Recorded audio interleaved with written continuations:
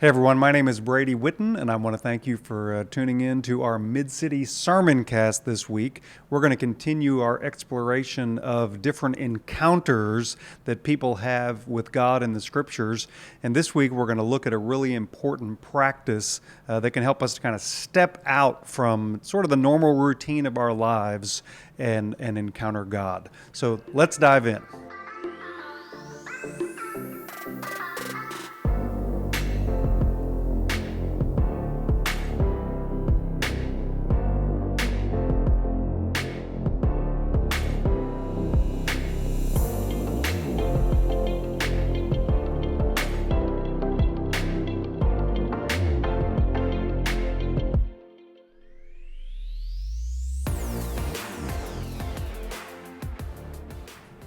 So, for many of us, this is how a typical day begins. So, mine begins with my alarm going off, and so I'm not a snooze button person. But I usually roll over, turn off my alarm, and of course, my alarm is my phone.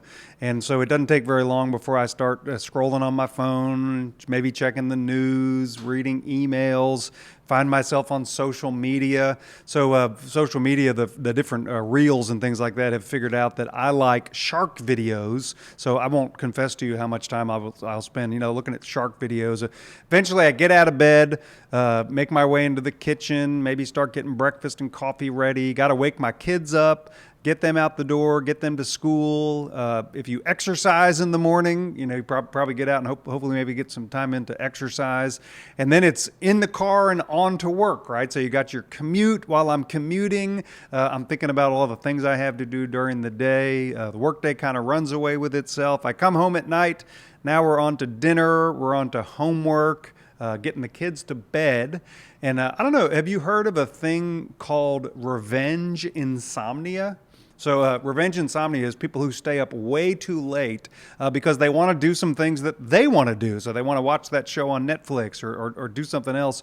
And so they stay up later to do the things that they want to do, probably than they should. And then again, next day, the whole thing starts over again, right? And again, that's what a lot of our days look like. I realize maybe for some retired people, the kid part in there, but even some retired people I know tell me that their lives are busier than ever.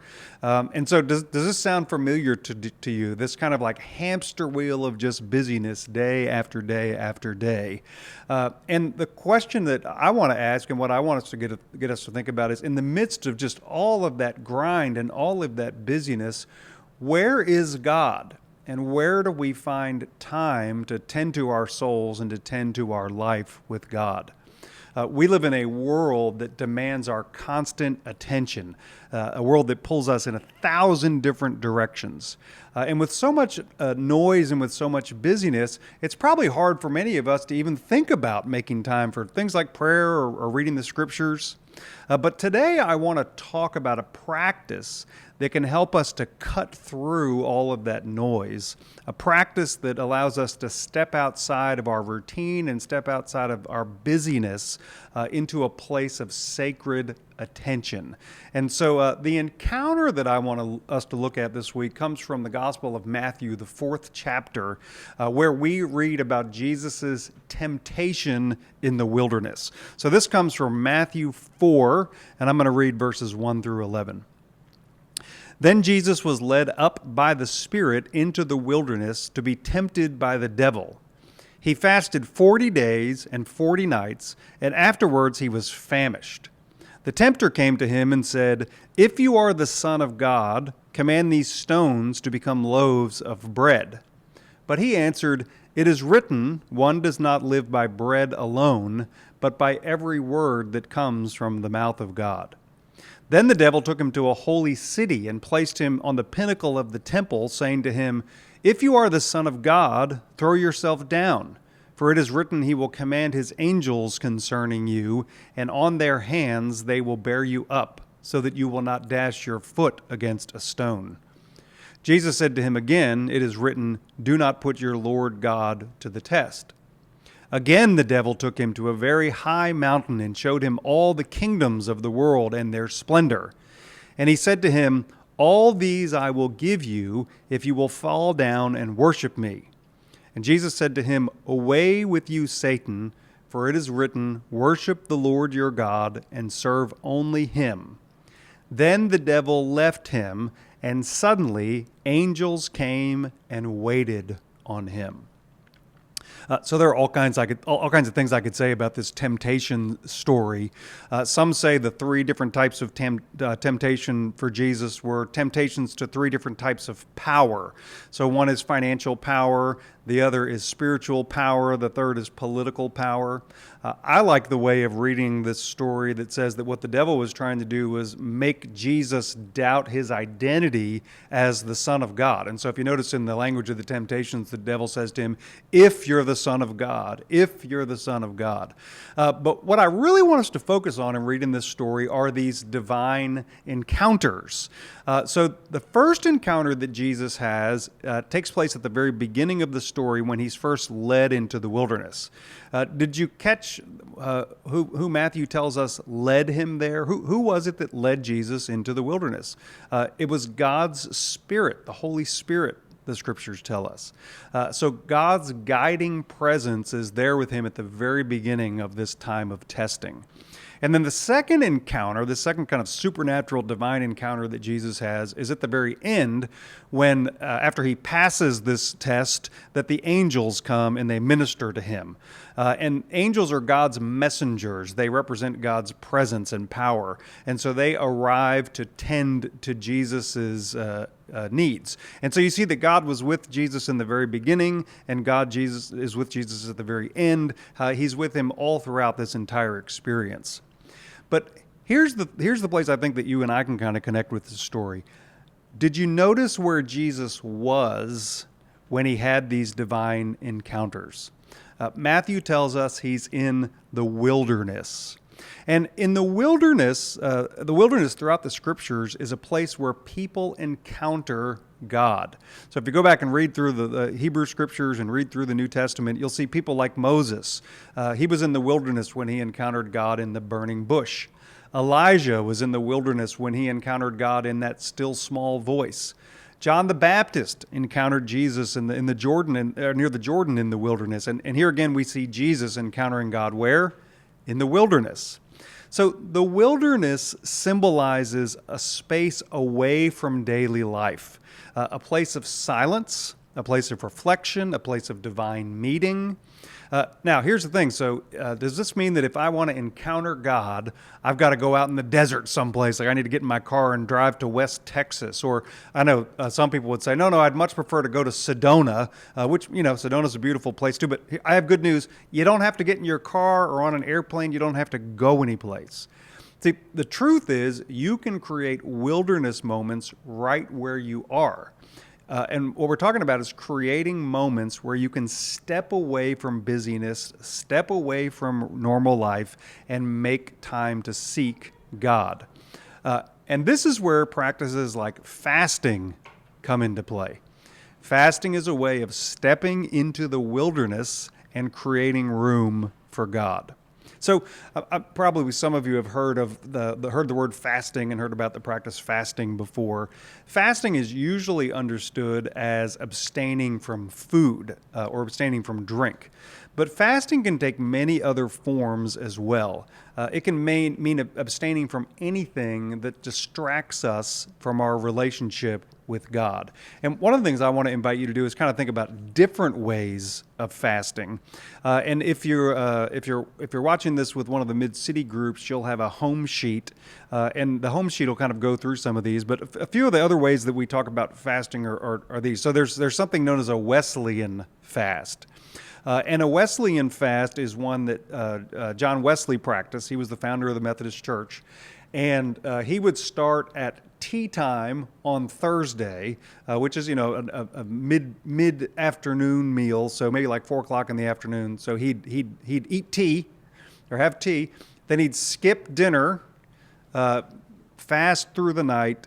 He'd fast during breakfast, fast at lunch the next day, fast again at tea time, and then break his fast with the evening meal. So it's about a 24-hour fast. And if you've never practiced fasting before, it's not a grueling fast like Jesus did 40 days in the wilderness. I wouldn't recommend starting that or maybe even trying that. But this is just a simple 24-hour fast that John Wesley practiced. I do want to say this: if you decide you want to try to practice a fast from food, that to be careful. We Americans in particular, I think, have a complicated relationship with food and body image. And so if you find yourself being a person maybe who struggles with your body image or who has a challenging relationship with food, maybe fasting from food isn't the place to start. Like, we can really play mind games with ourselves for this stuff. One thing to remember about fasting from food is this: it's not about calories, it's not about losing weight. It really is a spiritual practice. Another fast you might consider is known as a media fast, which could be turning off your television, turning off the radio. I think a lot of people now that practice a media fast would say it's a social media fast, and so it's staying off of Facebook, it's staying off of X and Instagram and some of those places where we can just get bombarded with so much negativity. Some people will take a day to do that, a weekend. And one of the simplest things you could do is just delete the app from your phone, right? And you can always download it again later. But just think about all the ways that media can distort our view of the world and distort our views of each other, and why taking a break from that every once in a while might be a good thing. Another type of fasting you might consider practicing is practice of fasting from non-essential spending. And I'm not telling you don't buy things you need, but think about all the things that you buy that maybe you don't need. And I can tell you, in my household, the Amazon delivery guy is at our front door way too many times, and so I'm a person who struggles with this a little bit myself. But think about how easy it is. You see something you think you want, and just how quick you can get it there, and just push a button, and maybe you can take a break from that and really kind of begin to ask yourself, hey, what do I really need versus what do I want? What's a good use of God's money and the resources that God has given me? And this is another thing you could fast from for a period of time. I know people who will say, hey, for the next week or for the next month, I'm going to try to avoid all non-essential spending. So another one that people practice is a fast from negative speech. So, there are some people who just have a difficult time with kind of negative thinking and critical thinking, and so many things that they say are negative and critical. And could you make it a purposeful practice to say, you know what, I'm gonna try not to do that. And one thing I learned years ago, I thought it was an interesting way of kind of keeping track of this for ourselves, is you could put a rubber band on one wrist. And I'm not suggesting, there are people who would say, oh yeah, and every time you say a negative word, you snap yourself, like kind of a little mini punishment. Not my proposal. What I would propose is, if you find yourself saying something negative or something critical, what you do is you move the rubber band from one wrist to your other wrist. And it's just a way of cultivating mindfulness about the things you're saying and the words you're saying. In the month of September, First United Methodist Church was looking at the practice of addiction and how we can overcome addiction. Another thing people abstain from is alcohol. And so, there's just all kinds of ways. So I want you to think of fasting as something more than just for food, okay? So thinking through all of these different options and all the things I've talked about, let me ask you this. Is there one that you feel like God might be calling you to do? Is there one thing when I said it, you went, oh yeah, that's something I could step away from? So one question we might ask is, why? Why do we fast? One of the things I want to make sure we know is that fasting is not about punishing ourselves. I don't believe we're called to do that. Fasting can be good for lots of different things. It can be good for your health, fasting from food and drink. There's all kinds of studies that show that it has benefits to your body. Some of the things that I've talked about fasting from could be good for your mental health. Fasting is also a way that you can redeem the time. So let's say you're fasting from food, for example. Think about the time it takes to make breakfast or to make lunch and to make dinner. You'll be saving that time, and you could use that time in prayer, or you could use that time to study the scriptures. Some would also suggest that if you don't eat breakfast, lunch, and dinner, that you're going to save some money, right? Maybe that money could be given to a food bank. So it's a way of redeeming the time and really making it more intentional time to be spent with God. But I think Jesus gives us one of the most important reasons for fasting in verse 4 from today's reading. And this is what Matthew 4:4 says. One does not live by bread alone, but by every word that comes from the mouth of God. So one of the things we really need to understand about ourselves as human beings is we are more than just our physical bodies. Like, I am more than just this body. C.S. Lewis, who's one of my favorite writers, describes humans as amphibians. So let me ask you this when you hear that word amphibian. So does an amphibian live on water, or does an amphibian live on land? Do you know the answer to that one? It's both, right? An amphibian lives on both. And similarly, when Lewis says that humans are like amphibians, what he's saying is we are part physical and we are part spiritual. We're both, right? And so I am more than just my body. And there are times when I need to kind of turn away from this physical life and the physical demands of my body, and I need to turn to things that will feed me spiritually. And I think one of the most important lessons we can learn from this is this. There are hungers that you have, and thirsts that you have, and desires that you have. There's spiritual hungers and spiritual thirsts and spiritual desires that will never be met by the things of this world. They just won't be.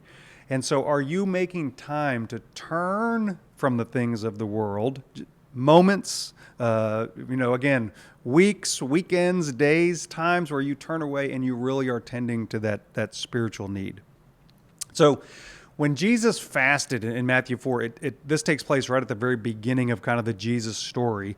And what he's doing is he's being prepared, and he's preparing himself for his public ministry. So he's just about to go out, and he's going to start teaching, and he's going to start healing, and he's going to start performing miracles and start letting people know who he is.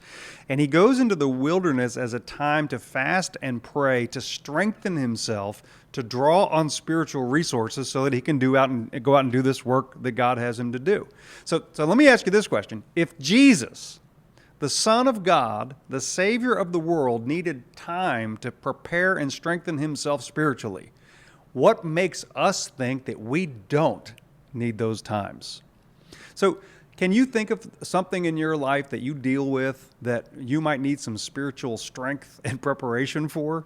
So I can tell you, I'm a parent of a 20-year-old, a 17-year-old, and a 13-year-old, and that takes some spiritual strength and preparation. I love my kids, but it takes some strength and preparation. Is there something you're facing in the workplace? Is it just dealing with kind of the divisions in the chaotic world that we live in? Can you think of something that you're facing that you would benefit from spiritual preparation and just strengthening?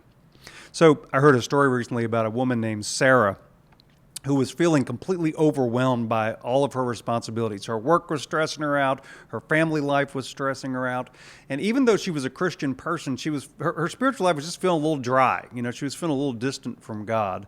And she heard a sermon about fasting, and she decided that maybe was what God was calling her to do. So she decided that she would practice a 2-day fast. So she just decided to fast from food. So she was still going to drink water and juice, which is an option. But she went into this 2-day fast from food.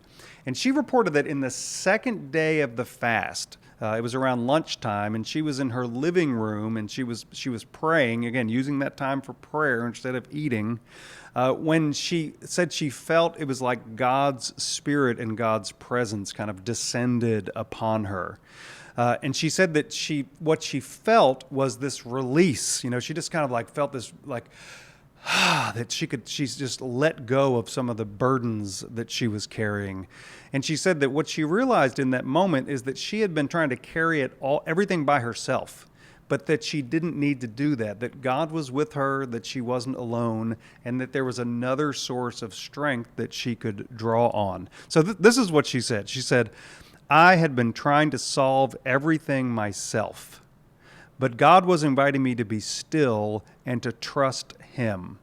And she said that moment of release was so powerful to her that she wept. So, through fasting, Sarah entered into this wilderness moment where she had an encounter with God, and she came out of it renewed and strengthened, right? Now, This is a good time for me to remind you that that we don't control God, right? So I can't promise you that if you go and you fast, that you're going to have a God encounter like Sarah did.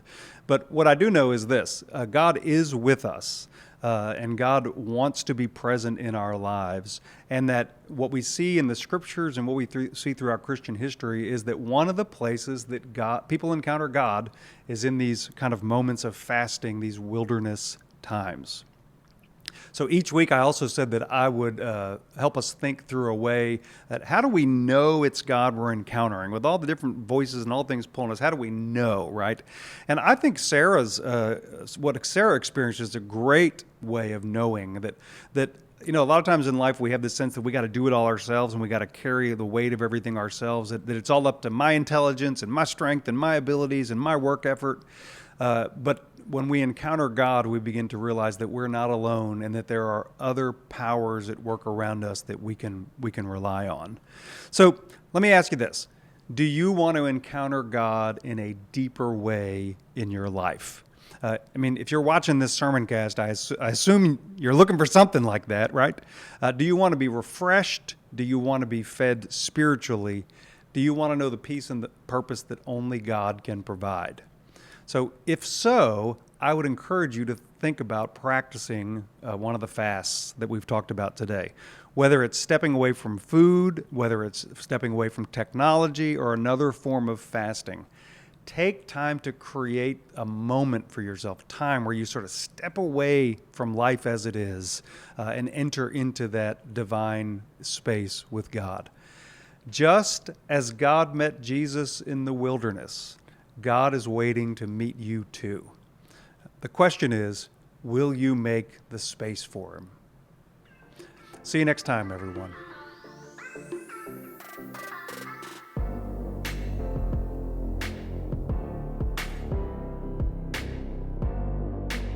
Thank you for joining us for this week's episode of the Mid-City Church Sermoncast. If you'd like to find a home sheet, a resource that accompanies the sermoncast that has more questions to explore, the scriptures we use today, and more information, you can visit our website, midcity.church/sermoncast. If you'd like to support Mid-City Church by giving, please text the word GIVE to 225-307-0662. Thank you for your generosity, and we look forward to seeing you next week.